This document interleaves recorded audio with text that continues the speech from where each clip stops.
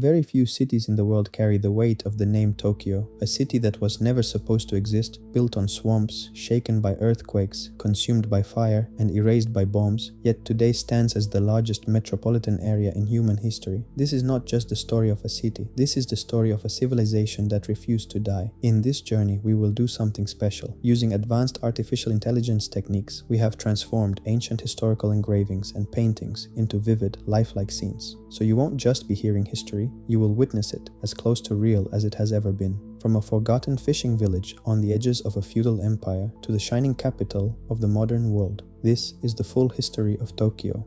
Long before Tokyo existed, the land it would one day consume was nothing more than a tidal flat. The year is around 1450 AD, and the place that will become one of the greatest cities on earth is a quiet, muddy shoreline at the mouth of the Sumida River, where fishermen drag their nets in the early morning mist. The region is called Musashino, a vast, flat plain stretching westward from Tokyo Bay, covered in reed marshes and scattered rice paddies. For centuries, this land is forgotten by history, too swampy to farm easily, too remote to matter to the imperial courts of Kyoto and Nara far to the west. The people who live here are small communities of farmers and fishermen, living in thatched roof villages, entirely unaware that beneath their feet lies the foundation of a future megalopolis. But history, as it always does, was about to arrive violently. In 1457, a minor feudal lord named Ota Dokan changes everything. On a low hill overlooking the tidal flats, he constructs a modest military fortification, Edo Castle. It is not impressive by the standards of the age, but its location is strategic. Positioned at the junction of land and sea, controlling the eastern approaches to the Kanto Plain.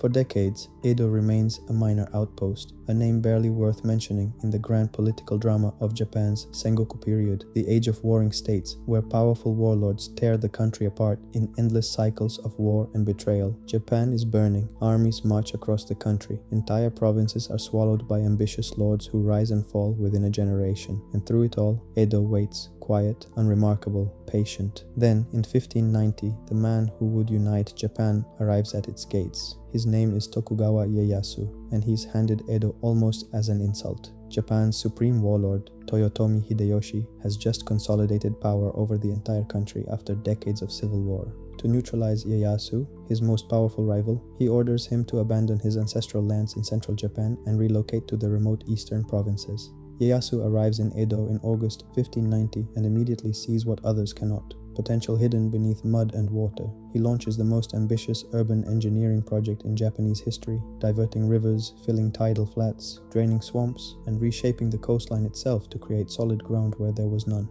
Canals are dug, roads are laid, merchants and craftsmen are invited to settle. And then, in 1600, at the Battle of Sekigahara, the largest samurai battle in history, Ieyasu crushes his rivals and seizes control of all Japan. 3 years later, in 1603, the emperor appoints him shogun, the supreme military ruler of the land. Edo is no longer a gamble, it is the capital of an empire. For the next 2.5 centuries, Edo grows at a pace the world has never seen. The Tokugawa shogunate rules Japan with an iron hand, enforcing peace, controlling trade, and implementing a policy of near-total isolation from the outside world known as Sakoku. Within these closed walls, Japanese culture explodes into a golden age. Kabuki theater fills enormous wooden stages with drama, color, and transgression. Woodblock prints, ukiyo-e, capture the beauty of courtesans, actors, and landscapes in images of breathtaking elegance. By the early 18th century, Edo's population reaches 1 million people, making it arguably the largest city on earth at a time when London has barely 600,000 inhabitants. But beneath the beauty, tension simmers.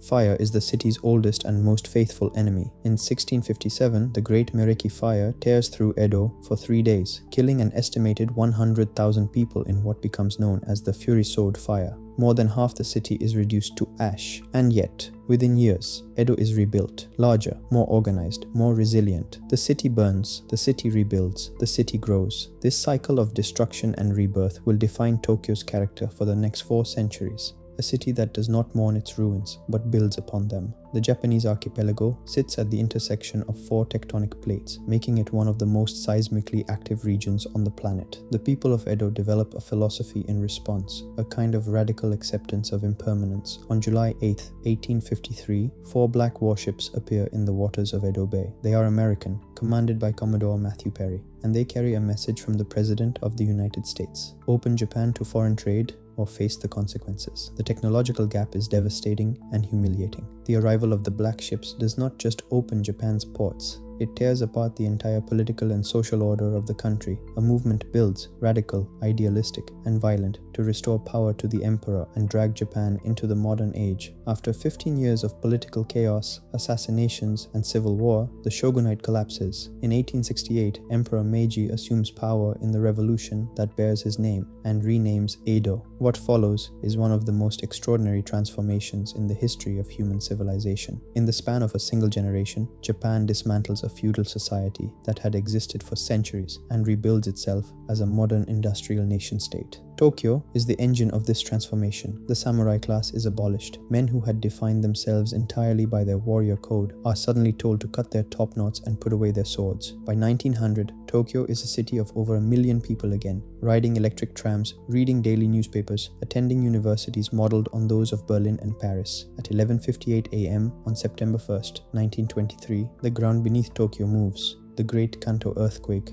magnitude 7.9, strikes at the worst possible moment, midday, when thousands of charcoal and wood-burning stoves are lit across the city. The shaking lasts for several minutes. Buildings collapse, gas lines rupture, and then the fires begin. Dozens of separate fires merge into a single monstrous firestorm that consumes entire districts of the city for 2 days. In some areas, the heat becomes so intense that it creates fire tornadoes, spinning columns of superheated air that kill hundreds at a time. The death toll reaches an estimated 140,000 people. But the city does not die. Within years, an even more modern Tokyo rises from the rubble.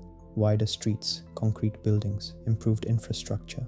The 1930s bring a darkness to Japan that will lead to catastrophe. Militarist factions seize control of the government. Japan invades China. It launches a surprise attack on the American fleet at Pearl Harbor. By 1944, American B-29 bombers fly low over Tokyo and drop incendiary bombs on the city's densely packed wooden neighborhoods. The resulting firestorm kills an estimated 80,000 to 100,000 people in a single night. By August 1945, large portions of Tokyo have been reduced to ash and rubble. On August 15, 1945, Emperor Hirohito speaks to the Japanese people by radio to announce Japan's unconditional surrender. Tokyo is devastated, Japan is defeated, and for the first time in its history, the city is occupied by a foreign power. What happens next is perhaps the most astonishing chapter in Tokyo's history. Under American occupation and then under its own extraordinary momentum, Japan rebuilds. New industries emerge. Sony, Toyota, Honda, Mitsubishi, companies that will reshape the global economy, are born in the ruins of a bombed city.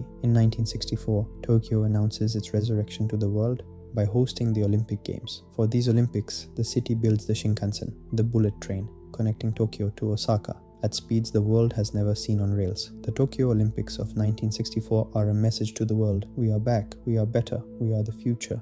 Today, Tokyo is home to over 37 million people in its greater metropolitan area, making it the largest city in human history. It has the world's busiest train station, the world's most Michelin-starred restaurants, one of the world's lowest crime rates in a city of tens of millions. It is a city that has burned to the ground multiple times and rebuilt itself each time stronger, stranger, and more magnificent than before. It is a city built on a swamp by a minor feudal lord who saw potential where others saw mud. It is a city that was handed to a man as a punishment, and he turned it into an empire. It is a city that has been shaken, burned, bombed, and starved, and has responded every single time with the most human of impulses to begin again. From a fishing village on a forgotten tidal flat, to the capital of the ancient world's greatest samurai empire, to a modern megalopolis that feeds, houses, and dazzles 37 million souls every single day. This is Tokyo. This is its story. We'll see you in the past.